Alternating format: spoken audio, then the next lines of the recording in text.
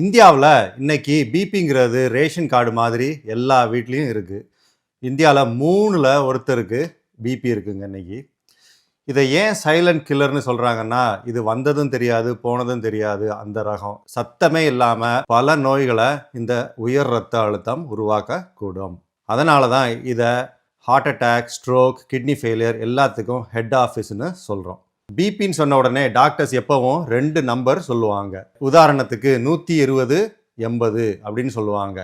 இப்போ 120ங்கிறது மேலே இருக்கிற நம்பர், அதை சிஸ்டாலிக் பிளட் ப்ரெஷர்னும், கீழே இருக்கிற நம்பரை டயஸ்டாலிக் பிளட் ப்ரெஷர்னு சொல்லுவோம். இதை எப்படி எளிதில் புரிய வைக்கலாம்னா, சைக்கிள் டியூபுக்கு காற்றடைக்கிற பம்பு ஞாபகம் இருக்கா?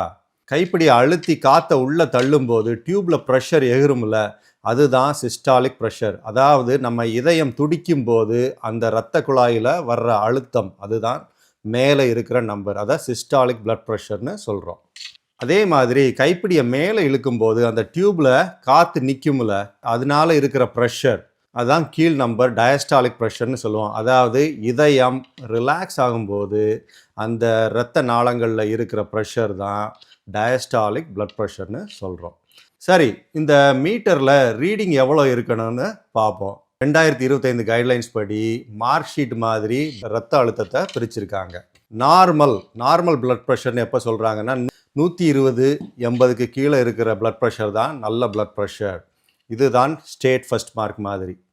அடுத்து 120லேருந்து 129 வரை இருந்துச்சுன்னா ஜஸ்ட் பாஸ், அதாவது உங்கள் இரத்த அழுத்தம் சற்று அதிகமாக உள்ளது, எலிவேட்டட் பிளட் ப்ரெஷர்னு சொல்கிறோம்.